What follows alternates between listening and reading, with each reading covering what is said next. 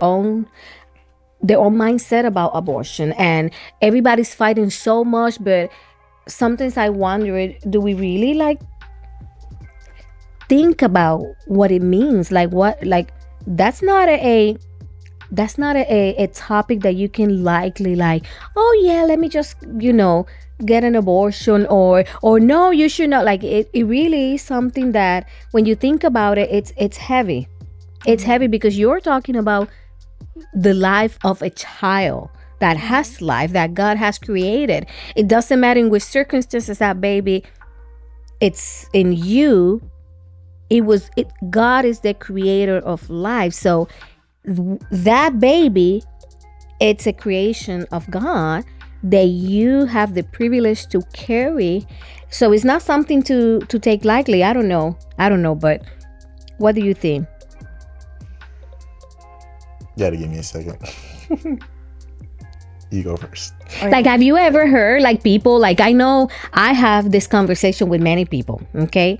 Like multiple times, and it's never like a casual conversation. Most of the time, straight up, someone asks me straight up. And the thing is, they know my answer, but they wanted to know how I go about the answer because they know I'm a Christian. Hello, people know I'm a Christian, especially at work. They all know it. But they will ask me straight up, so what do you think about abortion? Kind of like they're looking for something to fight me. They're looking for something that comes out of my mouth that is going to make them feel you're judging me, you're all that. And every time they ask me the same questions, I always say, well, I'm going to be very straightforward. We all have our struggles, and I get it. But that is the one thing that I will never settle, because life comes from God.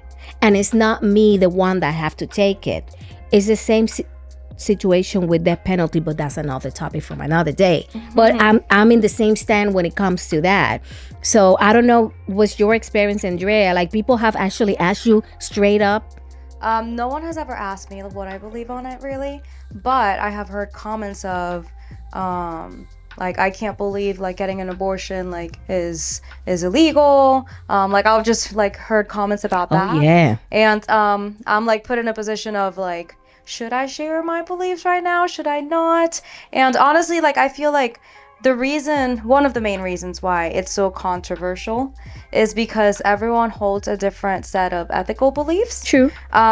People disagree, first of all, on who or what is the ultimate source of moral authority. Us as Christians, we believe that God is the person that holds the moral authority. He sets the standard. And well, it's not like, well, we can listen for God's voice like audibly, but it is mostly through the Bible. Like that is the source of our moral authority.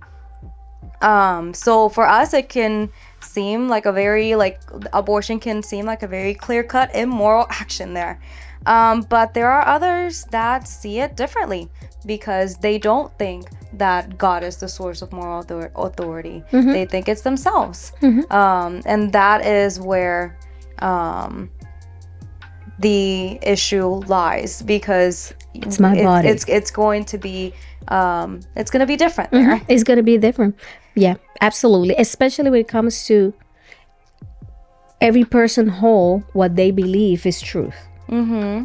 So I have, like, even the other day, there was a couple of months ago, probably was last year, I don't remember when it was, when the Supreme Court finally made a decision that the abortion was illegal. Man, they reversed that.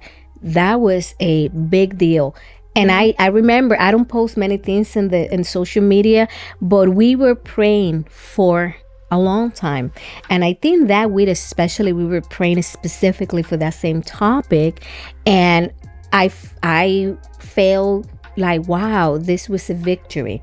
And I just say, I share the news and I put, oh, another victory for Jesus. Man, people were off on me. They went off on me. And they stand and what they think is the truth, because a lot of the comments that I received during that particular time was more from a place of, but like one person specifically that wrote in there, Jesus didn't glorify with this. It was man. No, it was not. It really was Jesus, because he stand for life. But I didn't took it like personal, or I didn't took it like that person was trying to be mean. I felt a lot of compassion, because I feel that person is in a lot of pain, because they truthfully believe that someone is taking that they have. And unless the revelation of God comes to the life of people in that specific subject, it's really hard, because they believe what they think is truth. I think for this topic, like, one thing to point out is it's going to be a hard topic to grasp if you don't have the fear of God. I think that's what separates a lot of people. And me as a Christian, I get asked a lot, why are we so against abortion? And one of the main answers I try to give is, well, fear of God. I feel like how she was talking about earlier, to piggyback on, God is the source of what is our morality. To break it down in simple terms, that's just having the fear of God. And that is at least how us Christians know why abortion is wrong, why it's a very delicate topic, and why we're so against it. Because, like she said, we having that fear of God, and he's given us our moral standpoint, his 66 book love letters telling us what's right and what's wrong. And it would be so easy, or I sometimes think, like, I could easily just give this to a person when they ask, why are you so against abortion? Here, read this. This is why. But obviously that's just, not how it goes. It's something that needs to be broken down, and you can't just come at people sideways, because it is a very, very, very delicate topic. I'm very, how I say, cautious when I talk about this in public for many, many reasons. Not letting people they don't want to hear other people's opinions. I'm a person that, as a man, I understand that it's a lot different for me than it is for the women that are dealing with it. But the only thing I can share is, personal testimony of mine. I was supposed to be aborted before I was born. It was, my mom was real close to making that decision, and my father convinced her not to. And it's crazy to think, like, imagine if she had gone through that, how many other lives would have changed just from my life not being there. I'm not saying I'm the most important person on the planet, but my life has affected other people's lives, have affected the lives of my grandparents, my siblings, the people around me, my church. So imagine that. Imagine what would happen if, I wasn't here. Like, how many things, if she would have aborted, how many things would have been derailed had people. And I feel like that's something like food for thought, like to think about when people make that decision, when you're deciding for another life that can't decide for themselves. What are you really derailing? Because we don't know the plans that God has for that baby, and he has plans for that baby. Absolutely. Yes. Yeah.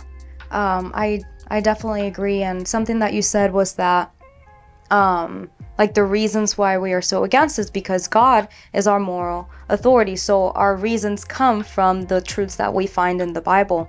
And this shapes what's called our anthropology, or I'll define it for you, our view our view of human persons concerning to questions on what are persons and when does personhood begin and end. So this is where there are those endless debates on when the embryo fetus should be considered a human. Is it at the moment of conception? Is it after a specific number of weeks in the mother's womb? Is it after birth? And while people believe that it is morally wrong to intentionally kill an innocent human being, the embryo fetus is not considered a human being during a specific point in time. If it's not considered a human being during a specific point of time, then that person will not see abortion as morally wrong. So that's what's going on there. And those that believe that an embryo is a human being from the moment of conception will argue based off of the science of embryology. And I was looking at this.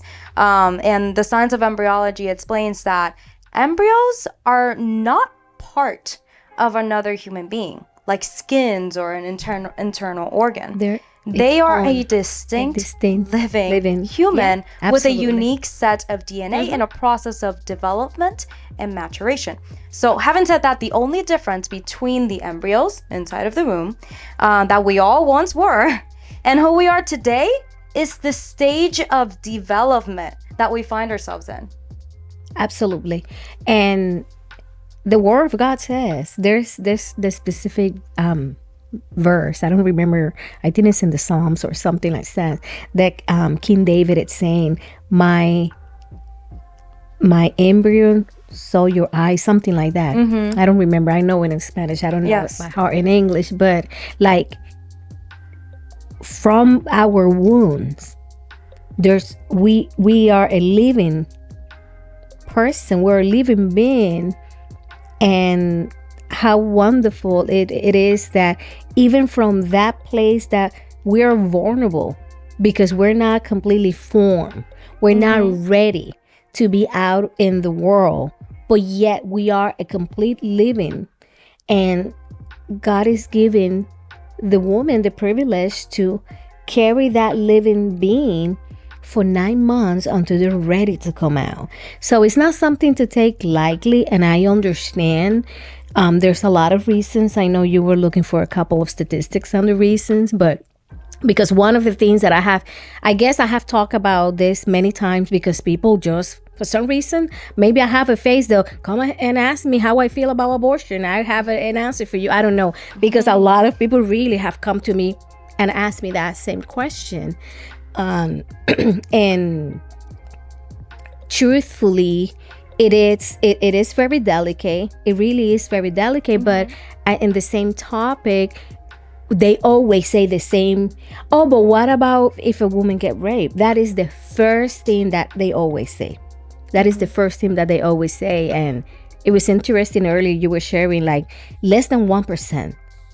Like less than 1% of the reasons why today's day women go through abortion is for that reason. So what about the rest? If that is not really the reason, it make me think about it. And even the last person that told me that, it was a man, and I told him flat out, like, but how many women you have known that have gone through this for that reason?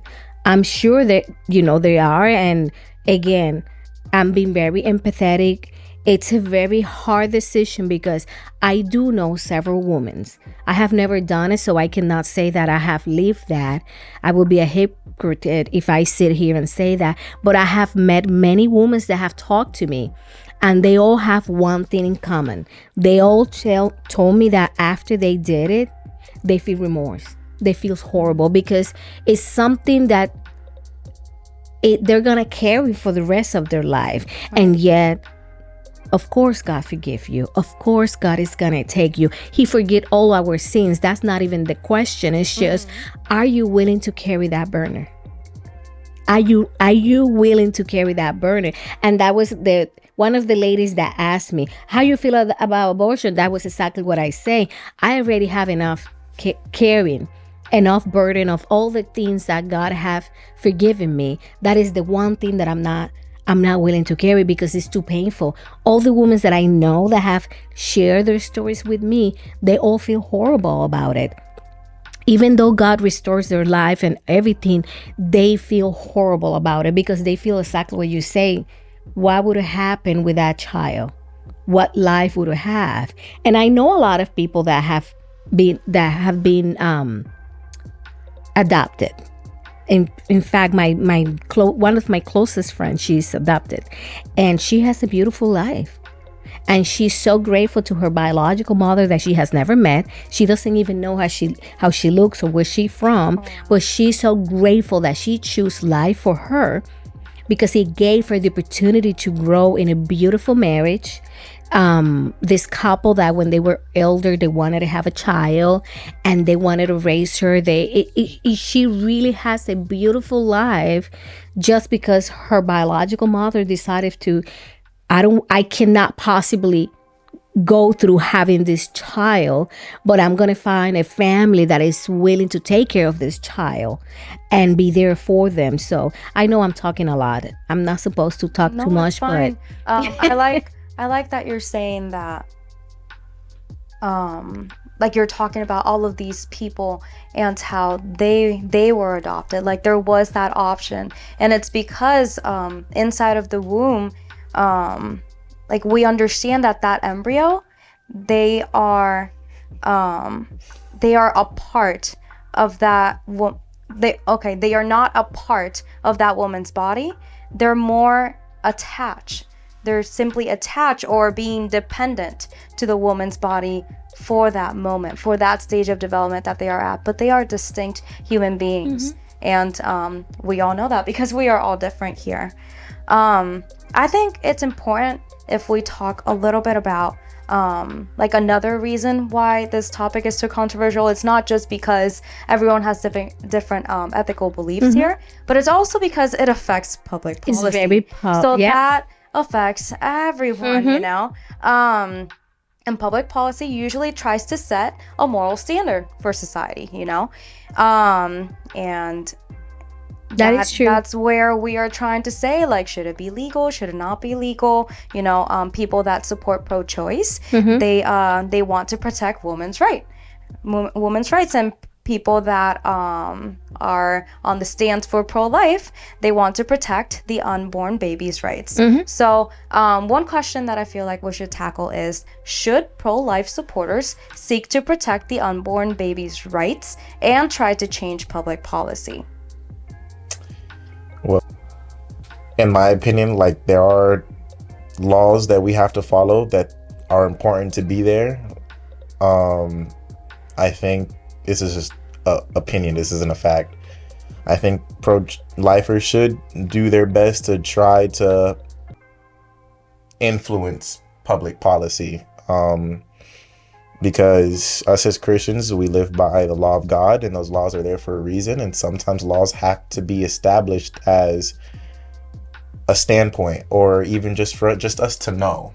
Because it's good just to have, even on a piece of paper, what's right, what's wrong, what not to do, what to do, and what are said consequences for, you know, doing said act. Well, I've just heard that many pro-choice supporters, they argue that Christians shouldn't be trying to impose their beliefs on people by making it illegal for them to do something that they consider moral.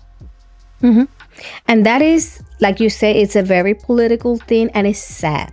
I'm going to be very straightforward. It is very sad that they have turned something so delicate into something political, because truthfully, when you when you're expressing a voice on favor of life, that's not a political, it should never have been a political thing. You're talking about a human being, two human beings for the matter of fact, because this is not going to affect just the unborn baby.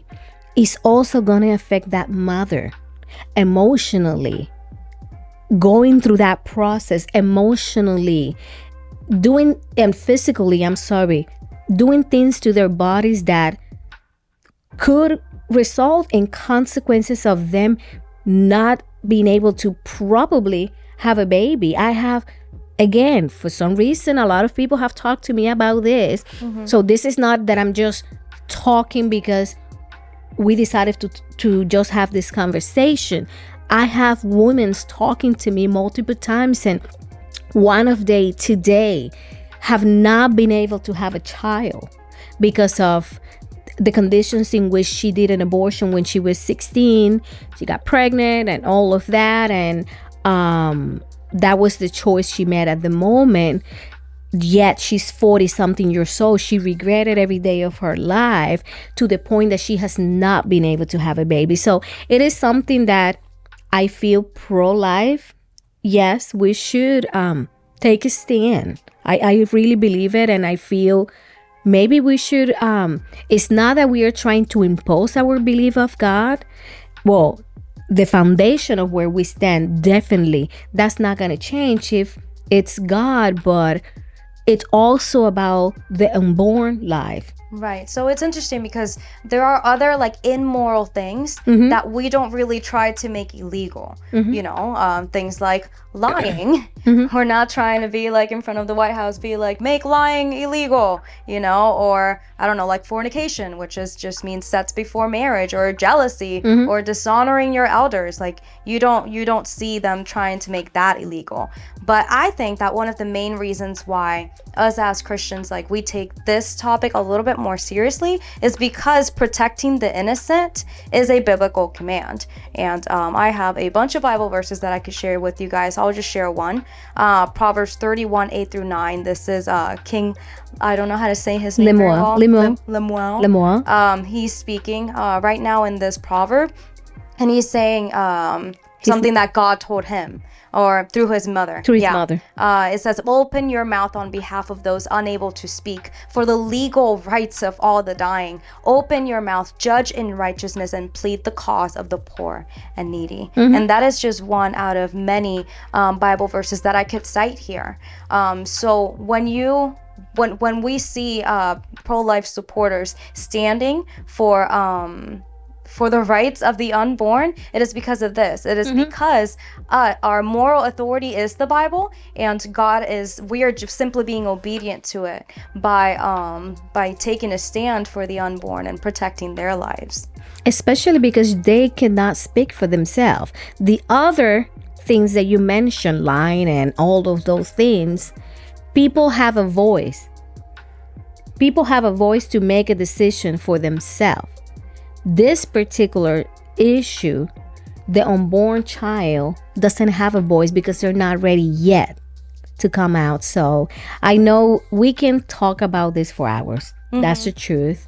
So one thing that definitely, Andrea, you say that you never have anyone talking to you about this. I know I have many times. So if you have someone that comes to you today and says, Andrea, I'm your friend and I'm pregnant and I don't know what to do and I want to have an abortion. What would you say? Like if a friend comes to you today, what would you say to that person? That's a tough question, definitely. I feel like the first response, especially as a Christian, should be one out of empathy, one out of love, seeing the pain, hurting with those that are hurting. Listening, and then asking, do you want to, like, what do you need from me right now? Do you need me to be here as a friend? Do you want me to tell you my beliefs right now?